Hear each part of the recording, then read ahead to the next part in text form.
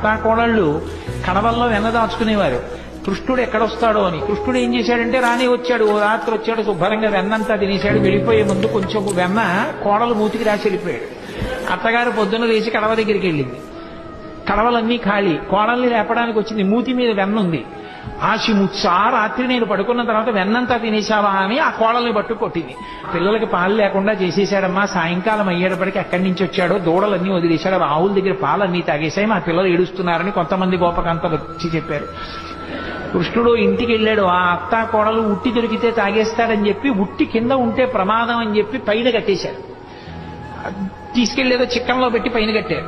రానే వచ్చాడు, చూశాడు. ఓహో, ఈ అత్తా కోడలు పైకి కట్టారా ఎలా అనుకున్నాడు.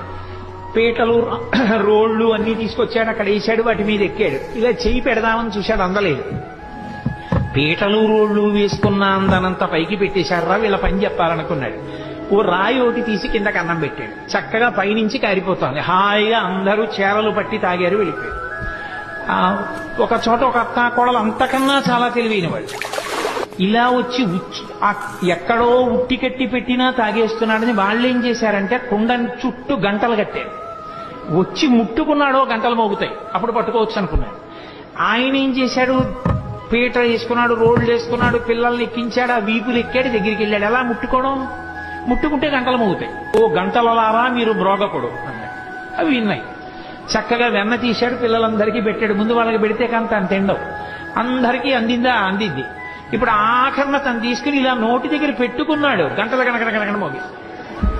అరే మిమ్మల్ని మోగద్దన్నాను కదా, ఎందుకు మోగారన్నాయి. ఏం చెప్పమంటావు పరమేశ్వర, వాళ్ళకి పెడితే ఊరుకున్నా, నువ్వు నోట్లో పెట్టుకుంటే నైవేద్యం అలవాటు గంట మోగడం, అందుకని మోగేశాను.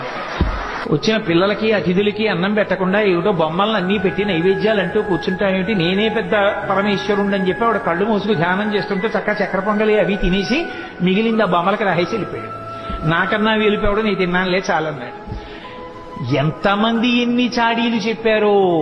ఇన్ని చెప్తే ఆ యశోదంది, ఎందుకమ్మా అని మాట్లాంటారు, మా పిల్లాడు ఎప్పుడు గుమ్మం దాటి వెళ్ళనివాడు అంటుంది.